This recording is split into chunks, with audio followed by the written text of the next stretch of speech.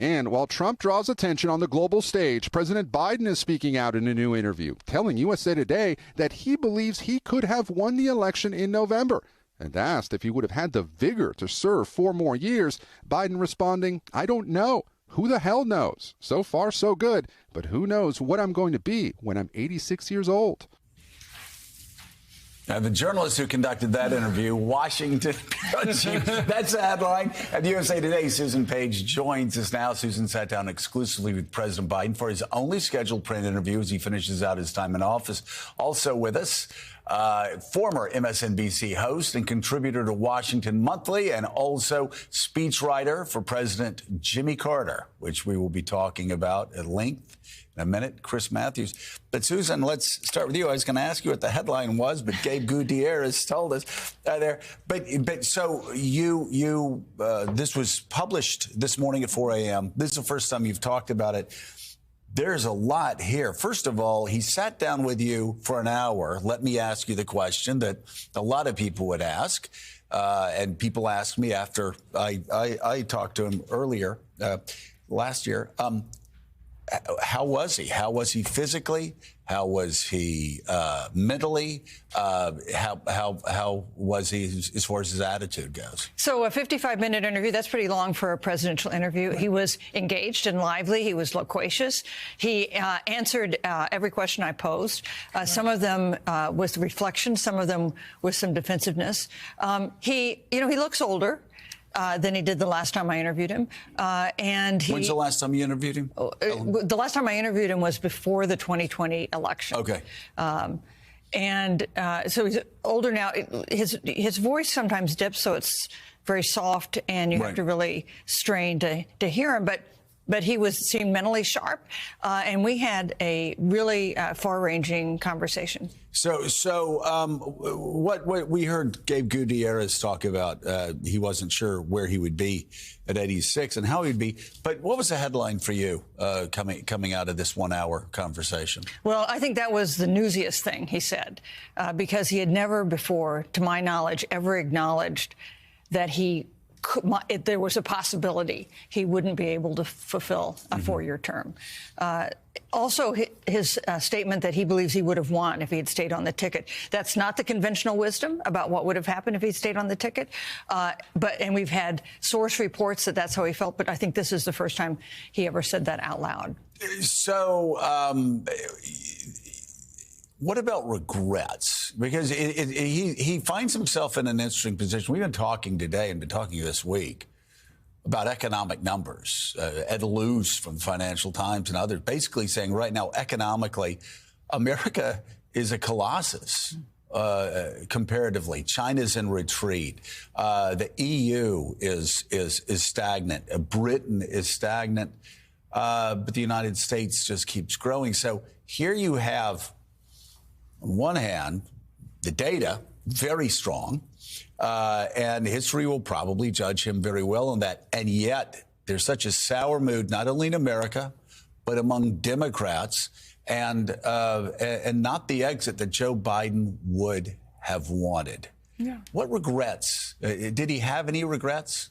Well, I think his number one regret is that he's not going to be there for 4 more years, because I think he was not. I had the last print interview with George W. Bush. He was ready to get out of the Oval Office. Not so much Joe Biden. He wishes he could stay there. But he named 2 things about his biggest disappointments. One was the difficulty in combating misinformation, including from Donald Trump. And the second thing he mentioned was their failure to act more quickly to get shovels in the ground from that huge infrastructure bill, because he says that would have demonstrated to Americans the value of that spending. So talk about his meeting with Donald Trump. Obviously, these two attacked each other throughout the campaign in the harshest of terms. He even said that Donald Trump was bad for democracy or a danger to democracy, something along those lines. But you say, actually, he said a few complimentary things about Donald Trump. Joe Biden told me that Donald Trump praised his economic record, said he was leaving a good record. Now, that's quite at odds with what Donald Trump has been saying out loud through the campaign and since then. And the other thing he said he urged Trump to reconsider his determination to seek retribution against people like Tony Fauci and Liz Cheney, that would be counterproductive for his own interests. And what was the reaction? He said that Trump didn't say he would take his advice, but he didn't say he wouldn't. He said he mostly listened. Mostly listened. And his attitude as he leaves the office, is he embittered? Is he relieved? What's his mental state? You know, he was the most animated with two things. One, when he talked about his son Hunter's battle against addiction and the success he's had for several years in staying sober. And the second thing was when he revealed that his first great-grandchild is supposed to be born today by C-section, his granddaughter, Naomi. I'm not sure Naomi is delighted that her grandfather released that news. Let's talk about Hunter Biden. Obviously, he's facing criticism, not only from Republicans and conservatives, but a lot of Democrats who've gotten out and criticized President Biden for pardoning his son. Did he have any reaction to that? He was, I think, defensive about the pardon. I think he made I asked him if he worried he was setting a precedent that a future president could abuse. He said, I hope not. But then he launched into a defense of why he decided to go back on the promise he's made for 4 years not to pardon his son. He said he determined that it was a miscarriage of justice, not justice, that he was being unfairly targeted for political reasons, and that's why he, at the end of the day, decided to pardon him. I want to dig a little deeper on your hour with Joe Biden, and I want to dig deeper because it remains one of the just questions hanging over 2024, hanging over the Biden candidacy, hanging over so much. I've said on the show several times that I went in and talked to Joe Biden at length. Basically went around the world. He talked at length, in depth, about China, about Russia, about the Middle East, about the West Bank, about the settlements, about you name it. He took you around the world in a way that was very obvious over a long period of time. This is a guy who'd been doing this for 40 years.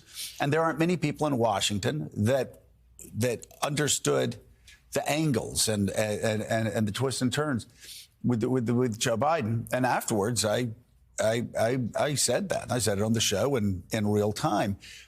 He was slower, and sometimes he'd forget a name, and then maybe Macron was Mitterrand, and then he would correct himself. Which, by the way, I think I've done this on the show. But there remains this mystery, and I'm kind of dragging this out because if you go and you talk to people inside the Biden White House, and I'll just say, you talk to Jeff Zients. If you talk to people who have worked with Joe Biden, and I'll just say, John Meacham. If you talk to people that have been with him for long periods of time, they will still tell you to this day, despite all the noise out there, they'll still tell you they don't know what happened in that June debate. They're still, they're still frustrated by it, and they're all accused of some grand cover-up when actually behind closed doors, they're still asking what the hell happened. So you were there for an hour. There haven't been many journalists that have been with him for as long as you have. I don't know anybody that has on the record in a very long time. Help us with this mystery. Any insights? This is the seventh administration I've covered. It's the seventh sitting president I've interviewed. And I've always thought presidents are well served by taking the risks involved in doing interviews and news conferences. And they don't always go the way they want. Mm-hmm. And you take some flack, and reporters can be, as you know, pretty annoying. But number one, I think, is part of your responsibility as being president. And number two, it keeps you in touch with voters. And number three, it keeps your skills sharp about dealing with questions and by explaining to Americans why you're doing the things you're doing, projecting leadership. So I thought that Joe Biden, like previous presidents, would be well served by more contact with the press, not less, despite the risks that are involved with doing that.